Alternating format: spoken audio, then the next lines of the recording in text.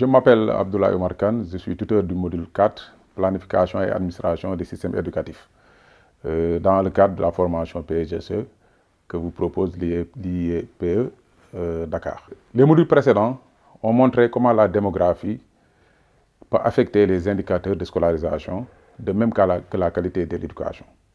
Dans ce quatrième module que je viens de vous citer, nous nous intéresserons à un exercice important pour tout gestionnaire de système éducatif.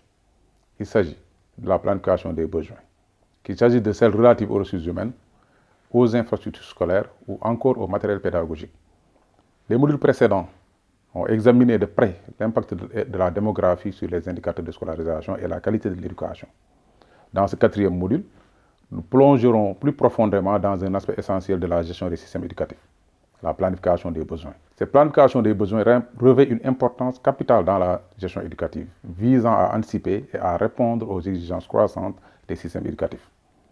Cette même planification englobe divers aspects, qu'il s'agisse des ressources humaines nécessaires pour assurer le bon fonctionnement du système éducatif, des infrastructures scolaires qui servent de cadre à l'apprentissage ou encore des matériels pédagogiques essentiels à une éducation de qualité. Maintenant, qu'apprendrez-vous dans le cadre de ce quatrième module? Dans ce module, nous explorerons les méthodologies de planification des besoins, mettant l'accent sur les outils analytiques qui permettent d'optimiser l'allocation des ressources en nous appuyant sur 4 activités thématiques. La première activité thématique traite de l'évaluation des besoins physiques nécessaires à l'atteinte des objectifs du développement des systèmes éducatifs. Il s'agit ici, pour les responsables de l'éducation que vous êtes, conformément aux engagements de la communauté internationale, d'atteindre dans le moyen et long terme, notamment dans le cadre de la mise en œuvre de l'ODD 4, notamment de l'agenda 2030, de pouvoir anticiper sur les moyens physiques, humains et matériels dont devra bénéficier le système éducatif à court et moyen terme, en faisant évidemment des prévisions chiffrées. La deuxième thématique traite des normes en matière de projection. En théorie, la norme pour un indicateur est la valeur ou le niveau du dit indicateur qui rend compte d'un fonctionnement exemplaire. La troisième thématique aborde la problématique de l'efficacité du processus d'allocation des ressources humaines.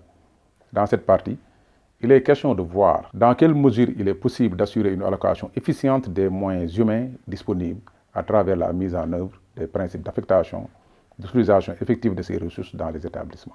La quatrième et dernière module traite enfin la question enseignante, notamment à travers le recours aux techniques d'analyse du niveau d'utilisation des enseignants. La question enseignante est très centrale dans la gestion des systèmes éducatifs. Que devrez-vous apprendre dans le cadre de ce module?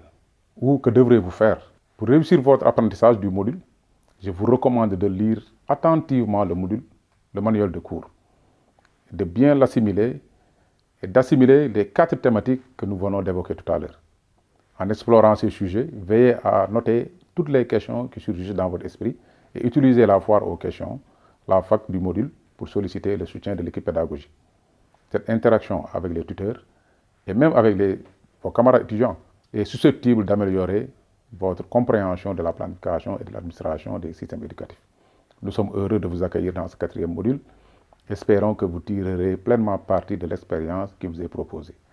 Bonne chance et bon apprentissage.